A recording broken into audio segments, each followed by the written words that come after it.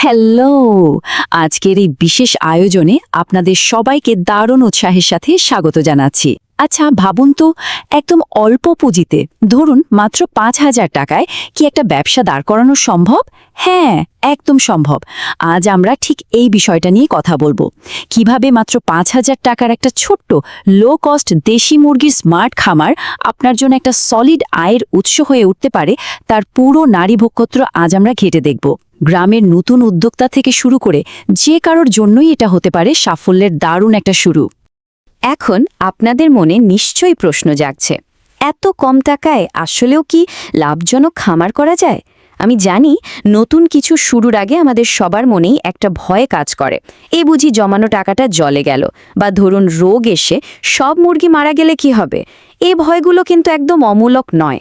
কিন্তু চলুন আজ একদম হাতে কলমে প্রমাণ করে দিই যে সঠিক একটা প্ল্যান থাকে, এই অল্প পুঁজি দিয়েও চমৎকার একটা লাভজনক খামার দাঁড় করানো একদম পসিবল। তো চলুন শুরু করা যাক। আজ আমরা যে বিষয়গুলো কভার করব তার একটা ছোট্ট ঝলক দিয়ে রাখি। প্রথমে কথা বলবো ৫,০০০ টাকার স্মার্ট ফার্ম নিয়ে। এরপর থাকছে কম খরচে ঘর ও মুরগির বাচ্চার হিসাব, প্রাকৃতিক খাবারের কৌশল, রোগবালাই থেকে বাঁচার উপায়, নতুনদের কমন কিছু ভুল, আর সব শেষে অবশ্যই লাভের হিসাবটা। তো আমাদের প্রথম পয়েন্ট, ৫,০০০ টাকার স্মার্ট ফার্ম। শুরুটা ছোট হলেও স্বপ্নটা কিন্তু বড়। জানেনই তো, এখন গ্রাম হোক বা শহর, ব্রয়লারের চেয়ে দেশি মুরগি আর ডিমের চাহিদা একদম আকাশ ছোঁয়া। আর এই বিশাল মার্কেটটা ধরার জন্য খুব স্মার্ট একটা শুরুই কিন্তু যথেষ্ট। মাত্র ৫,০০০ টাকা? কি শুনে খুব অবাক লাগছে, তাই না? সংখ্যাটা শুনতে খুব ছোট মনে হলেও ট্রাস্ট মি, এই নির্দিষ্ট বাজেট দিয়েই একটা দারুণ টেকসই ব্যবসা শুরু করা যায়। আমাদের মাথায় খামার বলতেই লাখ লাখ টাকার যে একটা ভয়ঙ্কর ছবি ভাসে, সেটা আজ পুরোপুরি ভেঙে ফেলতে চাই। সঠিক পদ্ধতি জানা থাকলে এই এক চিমটি মূলধন নিয়েই আপনি সফলতার মুখ দেখতে পারবেন। প্রথাগত খামার আর স্মার্ট খামারের মধ্যে তফাৎটা আসলে কোথায় জানেন?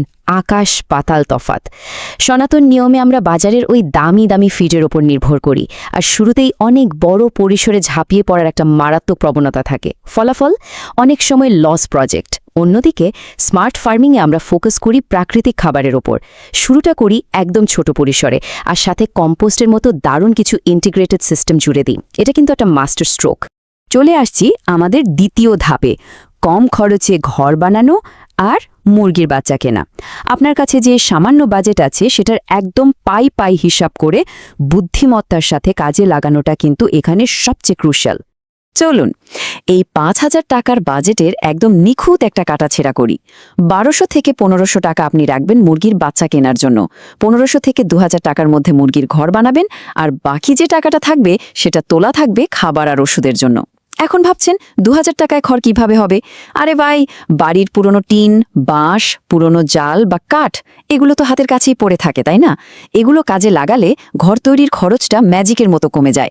১২, হ্যাঁ, শুরুতে ভুলেও ৫০ বা ১০০টা বাচ্চা আনতে যাবেন না, বরং ১০ থেকে ১৫টি, ধরুন ঠিক ১২টি বাচ্চা দিয়ে শুরু করাটাই হচ্ছে একজন স্মার্ট উদ্যোক্তার কাজ। আর হ্যাঁ, সবসময় পরিচিত আর বিশ্বস্ত হ্যাচারি থেকে বাচ্চা কিনবেন। কেনার সময় একটু চোখ কান খোলা রাখবেন, দেখবেন বাচ্চাগুলো চটপটে কিনা, চোখগুলো একদম পরিষ্কার কিনা। শুরুতেই দুর্বল বাচ্চা এনে ফেললে কিন্তু খামার দাঁড় করানো অনেক কঠিন হয়ে যাবে। বাচ্চার জীবনের প্রথম ৭ দিন, যেটাকে আমরা ব্রুডিং পিরিয়ড বলি, এটা কিন্তু আক্ষরিক অর্থে সবচেয়ে ভাইটাল সময়। এখানে ৩টা সিম্পল রুলস মানতে হবে। ১, তাপ দেওয়ার জন্য ৪০ থেকে ৬০ ওয়াটের একটা সাধারণ বাল্ব ঝুলিয়ে দিন। ২, একবারে গাদা গাদা খাবার না দিয়ে অল্প অল্প করে বারবার খাবার দিন। আর ৩, সবসময় একদম পরিষ্কার পানি দিতে হবে। আরেকটা কথা, ভেজা স্যাঁতস্যাঁতে পরিবেশ মুরগির বাচ্চার জন্য একদম জম। তাই ঘরটা অবশ্যই মাটি থেকে একটু উঁচু হতে হবে, আর মেঝেতে শুকনো খড় বা কাঠের গুঁড়া বিছিয়ে দেওয়াটা কিন্তু মাস্ট। এবার আসি ৩ নম্বর ধাপে, প্রাকৃতিক খাবার দিয়ে কিভাবে খরচ কমাবেন। সত্যি বলতে এটাই হচ্ছে আমাদের পুরো গেম প্ল্যানের সবচেয়ে বড় টার্নিং পয়েন্ট। কারণ আপনি যদি শুধু বাজারের ওই প্যাকেটজাত কেনা ফিডের ওপর নির্ভর করেন, তাহলে লাভের প্রায় পুরোটাই ফিডের পেছনে চলে যাবে। আচ্ছা, একটু ভেবে দেখুন তো, প্রাকৃতিক খাবারের দারুণ সব বিকল্প কিন্তু আমাদের একদম হাতের নাগালেই ছড়ানো ছিটানো আছে। ভাতের মাড়, বাড়ির আশেপাশের কাঁচা শাকপাতা, ধানের কুড়া, খুদ বা ভাঙা চাল আর অ্যাজোলা, এগুলো যদি আপনি নিয়মিত খাওয়াতে পারেন তাহলে মুরগির খাবারের খরচ যে কি অবিশ্বাস্য হারে কমে যাবে তা আপনি চিন্তাও করতে পারবেন না। আর মুরগিগুলোও কিন্তু একদম ন্যাচারাল পুষ্টি পেয়ে হু হু করে বেড়ে উঠবে। এই যে ইন্টিগ্রেটেড স্মার্ট ফার্ম বা সমন্বিত খামার ব্যবস্থার কথা বলছি, এটা আসলে একটা চমৎকার ইকোসিস্টেম বা চক্রের মতো কাজ করে। ধরুন, খামারের এক কোণায় আপনি কম খরচে অ্যাজোলা চাষ করলেন। সেটা হলো মুরগির একদম সস্তা আর পুষ্টিকর প্রাকৃতিক খাবার। মুরগি সেটা খেয়ে বড় হলো, আর মুরগির যে বর্জ্য সেটা দিয়ে তৈরি হলো দারুণ মানের কম্পোস্ট সার। সেই সার আবার আপনি দিয়ে দিলেন আপনার সবজি বাগানে। বুঝতে পারছেন লিঙ্কটা?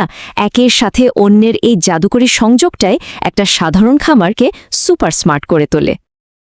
এর পরের পয়েন্টটা হচ্ছে সবার সবচেয়ে বড় ভয়ের জায়গা, রোগবালাই প্রতিরোধ আর যত্ন। দেখুন, বস্তা বস্তা দামি ওষুধের উপর ভরসা না করে প্রতিদিনের কিছু সিম্পল কিন্তু কড়া নিয়ম যদি আমরা মেনে চলি, তাহলে বড় বড় রোগ এমনিতেই দূরে থাকবে। এখানে সবচেয়ে ক্রুশিয়াল পয়েন্ট হলো এই রুলসগুলো। খামার সবসময় একদম খটখটে শুকনো রাখতে হবে, কোনো কম্প্রোমাইজ চলবে না। বাইরের মানুষকে খামারে ঢোকা থেকে যতটা সম্ভব বিরত রাখতে হবে। পানি নিয়মিত পাল্টাতে হবে, আর সবচেয়ে ইম্পর্ট্যান্ট, যদি দেখেন কোনো মুরগি একটু অসুস্থ রাখছে, সাথে সাথে তাকে বাকিদের থেকে আলাদা বা আইসোলেট করে ফেলতে হবে। এই বেসিক প্রতিদিনের অভ্যাসগুলি কিন্তু একটা মহামারীর হাত থেকে আপনার পুরো খামারকে বাঁচাতে পারে।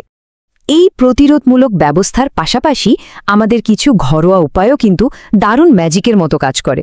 যেমন ধরুন, রসুনের পেস্ট পানির সাথে মিশিয়ে দিলে মুরগির হজম ক্ষমতা একদম চাঙ্গা হয়ে যায়, আর হলুদ মুরগির স্বাস্থ্য ভালো রাখতে দারুণ সাহায্য করে। তবে হ্যাঁ, একটা কথা মাথায় রাখবেন, এগুলো কিন্তু প্রতিদিনের সাধারণ যত্নের জন্য। যদি দেখেন মুরগির বড় কোনো রোগবালাই হয়েছে, তখন কিন্তু এই টোটকার পাশাপাশি অবশ্যই একজন অভিজ্ঞ চিকিৎসকের পরামর্শ নিতে হবে। চলে এলাম পঞ্চম ধাপে, নতুনদের ভুল আর তার সমাধান।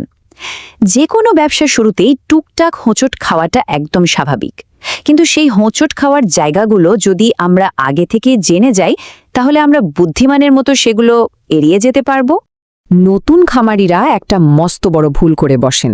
সেটা হলো, খামার থেকে প্রথম যে কয়েক টাকা লাভ আসে, খুশিতে সাথে সাথেই সেটা নিজেদের জন্য খরচ করে ফেলেন। কিন্তু না, যে কোনো ব্যবসার আসল সিক্রেট ওয়েপন হলো লাভের টাকাটা আবার সেই ব্যবসাতেই ঢালা, যেটাকে আমরা রিইনভেস্ট করা বলি।